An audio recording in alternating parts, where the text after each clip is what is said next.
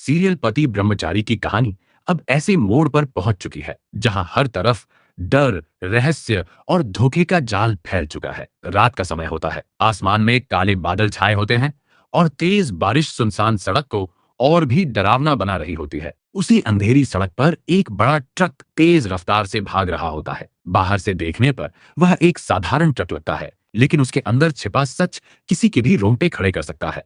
Truck के अंदर मोनिका और पूरन खुद को बंद पाते हैं। उनके हाथ कांप रहे होते हैं और चेहरे पर डर साफ दिखाई दे रहा होता है। चारों तरफ छोटे बच्चों के रोने की आवाजें गूंज रही होती हैं। कुछ बच्चे अपनी माँ को पुकार रहे होते हैं, तो कुछ डर के कारण बिल्कुल चुप बैठे होते हैं। मोनिका बार बार ट्रक का दरवाजा पीटती है, लेकिन बाहर से कोई जवाब नहीं आता। उसे समझ नहीं आता कि आखिर वे लोग यहाँ पहुंचे कैसे। पूरन किसी तरह अपनी जेब से फोन निकालता है। उसकी उंगलियां कांप रही होती हैं। वह जल्दी से सूरज को कॉल करता है, क्योंकि उसे लगता है कि सिर्फ सूरज ही उन्हें इस मुसीबत से बाहर निकाल सकता है। लेकिन किस्मत को कुछ और ही मंजूर होता है। फोन सूरज नहीं बल्कि ईशा उठाती है। हेलो पूरन जी। ईशा की आवाज सुनते ही पूरन की आंखों में उम्मीद दिखाई देती है। वह कांपती आवाज में कहता है, ईशा हमें बचा लो, हम बहुत बड़ी मुसीबत में फंस गए हैं।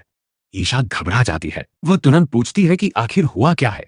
पूरन रोते हुए बताता है कि वे लोग एक ऐसे ट्रक में बंद है जहां छोटे बच्चों को गैर कानूनी तरीके से कहीं ले जाया जा रहा है। ये सुनते ही ईशा के चेहरे का रंग उड़ जाता है। उसे पहली बार एहसास होता है कि शहर में बच्चों के गायब होने के पीछे कोई बहुत बड़ा गिरोह काम कर रहा है।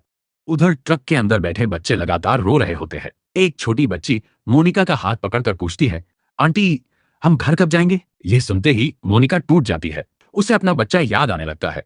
उसके मन में बार बार यही सवाल घूम रहा होता है कि आखिर उनका बच्चा सुरक्षित है भी या नहीं। दूसरी तरफ ट्रक का ड्राइवर अपने साथी से कहता है, जल्दी पहुंचना होगा वरना बॉस बहुत गुस्सा करेगा। ये सुनकर पूरन और ज्यादा डर जाता है। उसे लगने लगता है कि अगर जल्द कुछ नहीं हुआ तो शायद वे लोग कभी वापस घर नहीं जा पाएंगे।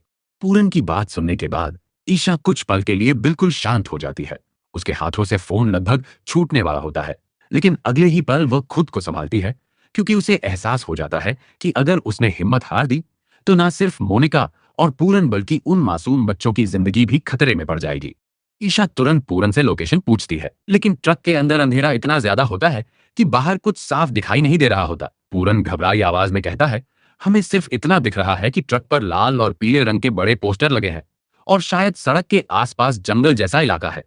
बस यही छोटी सी जानकारी अब ईशा के लिए सबसे बड़ा सुराग बन जाती है। वह बिना समय गवाए घर से निकल पड़ती है। बाहर तेज बारिश हो रही होती है। सड़कें लगभग खाली होती हैं और दूर दूर तक सिर्फ अंधेरा दिखाई दे रहा होता है। लेकिन ईशा के चेहरे पर डर से ज्यादा हिम्मत नजर आ रही होती है। रास्ते भर उसके दिमाग में बच्चों की रोने की आवाजें गूंज रही होती हैं। उसे बार बार लग रहा होता है कि अगर थोड़ी भी देर हो गई तो शायद सब खत्म हो जाएगा। वह लगातार पूरन से फोन पर बात करती रहती है ताकि ट्रक की दिशा का अंदाजा लगा सके। उधर ट्रक के अंदर माहौल और भी डरावना हो चुका होता है। एक बच्चा जोर जोर से रोने लगता है तो ड्राइवर गुस्से में ट्रक रोककर पीछे आता है। वह बच्चों पर चिल्लाते हुए कहता है, अगर कोई आवाज निकाली तो अच्छा नहीं होगा। उसकी आंखों में खौफ साफ दिखाई दे रहा होता है। ये देखकर मोनिका बच्चों को चुप कराने की कोशिश करती है, लेकिन अंदर ही अंदर वह खुद डर से कांप रही होती है। कुछ देर बाद दूर सड़क पर ईशा को एक ट्रक दिखाई देता है जिसके पीछे लाल और पीले पोस्टर लगे होते हैं। उसे समझ आ जाता है कि यही वही ट्रक है, लेकिन ट्रक काफी तेज रफ्तार में होता है। ईशा सीधे हमला करने की गलती नहीं करना चाहती, क्योंकि उसे डर होता है कि इससे बच्चों की जान खतरे में पड़ सकती है। तभी उसके दिमाग में एक खतरनाक प्लान आता है। वह अपनी गाड़ी एक तरफ रोकती है और सड़क पर धीरे धीरे कीले फैला देती है। उसके हाथ कांप रहे होते हैं, लेकिन उसके चेहरे पर एक अलग ही दृढ़ता दिखाई दे रही होती है। कुछ ही मिनटों बाद तेज आवाज आती है। ट्रक के टायर पंचर हो जाते हैं। ड्राइवर गुस्से में ब्रेक लगाता है और नीचे उतरकर चिल्लाने लगता है। उसका साथी भी टायर देखने लगता है। उधर अंधेरे का फायदा उठाकर ईशा धीरे धीरे ट्रक के पीछे पहुंचती है। उसके दिल की धड़कनें तेज हो चुकी होती हैं, क्योंकि अब एक छोटी सी गलती सबकी जिंदगी खतरे में डाल सकती थी। ईशा धीरे धीरे ट्रक के पीछे पहुंचती है। बाहर बारिश की बूंदें लगातार गिर रही होती हैं और सड़क पर फैला अंधेरा माहौल को और डरावना बना रहा होता है। ड्राइवर और उसका साथी अभी भी पंचर हुए टायर को देखकर गुस्से में बहस कर रहे होते हैं। यही मौका देखकर ईशा चुपचाप ट्रक का लॉक खोलने की कोशिश करती है। उसके हाथ कांप रहे होते हैं। हर सेकंड उसे यही डर सता रहा होता है कि अगर किसी ने उसे देख लिया तो सब कुछ खत्म हो जाएगा। लेकिन बच्चों की मासूम चीखें उसे हिम्मत देती रहती है। आखिरकार लॉक खुल जाता है जैसे ही ट्रक का दरवाजा खुलता है, अंदर का नजारा देखकर ईशा की आंखें भर आती हैं। छोटे छोटे बच्चे डरे सहमे एक दूसरे से चिपके बैठे होते हैं। कुछ बच्चों के चेहरे पर आंसू सूख चुके होते हैं, तो कुछ अब भी लगातार रो रहे होते हैं। एक बच्चा तो इतना डर चुका होता है कि वह बोल भी नहीं पा रहा होता। मोनिका और पूरन जैसे ही ईशा को देखते हैं, उनकी आंखों में उम्मीद की चमक आ जाती है। मोनिका तुरंत रोते हुए कहती है, ईशा हमें यहाँ से निकालो प्लीज। ईशा उन्हें शांत रहने का इशारा करती है ताकि बाहर खड़े लोगों को कोई आवाज ना सुनाई दे। वह धीरे धीरे बच्चों को नीचे उतारना शुरू करती है। कुछ बच्चे डर के कारण चल भी नहीं पा रहे होते। ईशा उन्हें गोद में उठाकर बाहर लाती है। मोनिका भी बच्चों को संभालने लगती है। पहली बार उसके चेहरे पर घमंड नहीं, बल्कि डर और पछतावा दिखाई दे रहा होता है। उधर ड्राइवर को अचानक शक होने लगता है। वो पीछे मुड़कर ट्रक की तरफ देखता है और कहता है, मुझे लगता है कोई पीछे गया है। यह सुनते ही ईशा की सांसें तेज हो जाती हैं। लेकिन तभी कहानी में सबसे बड़ा ट्विस्ट आता है। पूरन अचानक घबराकर ट्रक के अंदर दोबारा देखने लगता है। उसके चेहरे का रंग उड़ जाता है। वह कांपती आवाज में कहता है, हमारा बच्चा यहाँ नहीं है। यह सुनते ही मोनिका के पैरों तले जमीन खिसक जाती है। वह पागलों की तरह ट्रक के हर कोने में अपने बच्चे को ढूंढने लगती है, लेकिन वहां उनका बच्चा नहीं होता, सिर्फ बाकी बच्चे होते हैं। मोनिका रोते हुए चिल्लाती है, नहीं ऐसा नहीं हो सकता, मेरा बच्चा कहाँ है। पूरन को शक होता है कि किडनैपर्स उनके बच्चे को किसी दूसरे वाहन में ले गए हैं। यह सुनकर मोनिका वहीं बैठकर फूट फूट कर रोने लगती है। दूसरी तरफ ईशा खुद भी अंदर से डर चुकी होती है, लेकिन वह हालात को संभालते हुए कहती है, अभी टूटने का वक्त नहीं है। अगर हम हिम्मत हार गए तो बच्चे को कभी नहीं ढूंढ पाएंगे। तभी बाहर से ड्राइवर की तेज आवाज सुनाई देती है, अरे ट्रक का दरवाजा किसने खोला। ये सुनते ही सभी के चेहरे पर डर साफ दिखाई देने लगता है, क्योंकि अब असली खतरा उनके सामने खड़ा था। ड्राइवर की आवाज सुनते ही ट्रक के अंदर मौजूद हर इंसान डर से कांप उठता है। बाहर तेज बारिश हो रही होती है और अंधेरी सड़क पर सिर्फ ट्रक की हेडलाइट्स चमक रही होती है। ईशा तुरंत बच्चों को नीचे झुकने का इशारा करती है ताकि कोई उन्हें देख ना सके। दूसरी तरफ ड्राइवर तेजी से ट्रक की तरफ बढ़ रहा होता है। मोनिका रोते हुए बार बार अपने बच्चे का नाम ले रही होती है। उसकी हालत इतनी खराब हो चुकी होती है कि वो ठीक से खड़ी भी नहीं हो पा रही होती। पूरन उसे संभालने की कोशिश करता है, लेकिन उसके अपने चेहरे पर भी डर साफ दिखाई दे रहा होता है। ईशा धीरे से कहती है, अगर अभी आवाज की तो हम सब पकड़े जाएंगे। उसकी आंखों में डर जरूर होता है, लेकिन दिमाग पूरी तरह शांत होता है। वह जल्दी से बच्चों को ट्रक से नीचे उतारती है और उन्हें सड़क के किनारे झाड़ियों की तरफ ले जाने लगती है। तभी ड्राइवर ट्रक के पीछे पहुंच जाता है। दरवाजा खुला देखकर उसका गुस्सा सातवें आसमान पर पहुंच जाता है। वह जोर से चिल्लाता है, कोई अंदर गया था। उसका साथी तुरंत टॉर्च लेकर आसपास देखने लगता है। उधर झाड़ियों के पीछे छिपे बच्चे डर के कारण रोने लगते हैं। ईशा उन्हें चुप कराने की कोशिश करती है। एक छोटा बच्चा डर से ईशा का हाथ कसकर पकड़ लेता है और धीरे से पूछता है, आंटी वो लोग हमें मार देंगे क्या। यह सुनकर ईशा की आंखें नम हो जाती हैं, लेकिन वह मुस्कुराते हुए कहती है, जब तक मैं हूं कोई तुम्हें कुछ नहीं करेगा।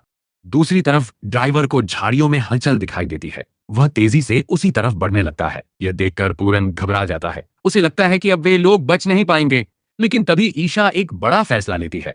वह पूरन और मोनिका से कहती है कि वे बच्चों को लेकर पीछे की तरफ भागे, जबकि वह खुद ड्राइवर का ध्यान दूसरी तरफ भटकाएगी। मोनिका तुरंत मना कर देती है, क्योंकि उसे डर होता है कि ईशा अकेली फंस जाएगी। लेकिन ईशा बिना कुछ सुने दूसरी दिशा में दौड़ पड़ती है।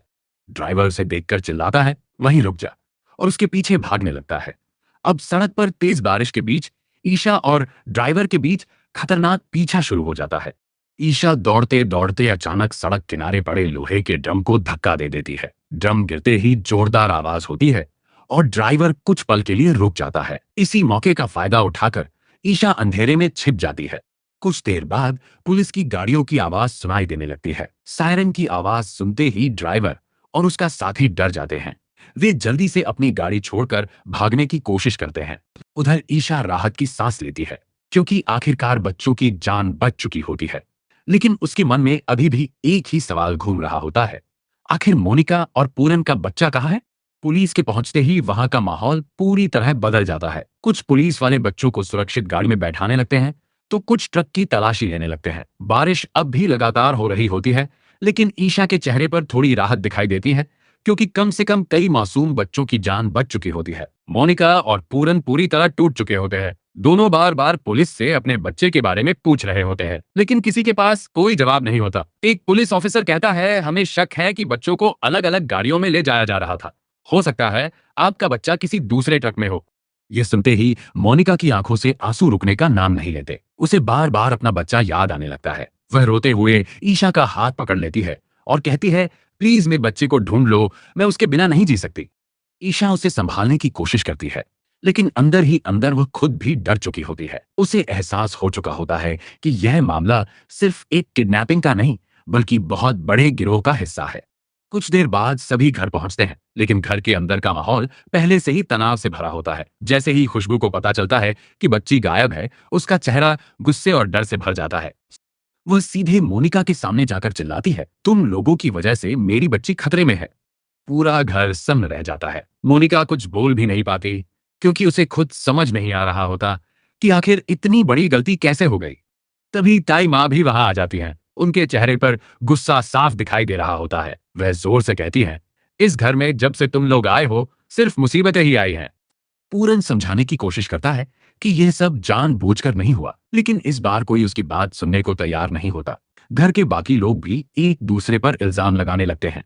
इसी बीच ईशा सबको शांत कराने की कोशिश करती है। वह बताती है कि पुलिस मामले की जांच कर रही है और जल्द ही बच्चे का पता चल जाएगा। लेकिन खुशबू गुस्से में कहती है, अगर मेरी बच्ची को कुछ हुआ ना, तो मैं किसी को माफ नहीं करूंगी।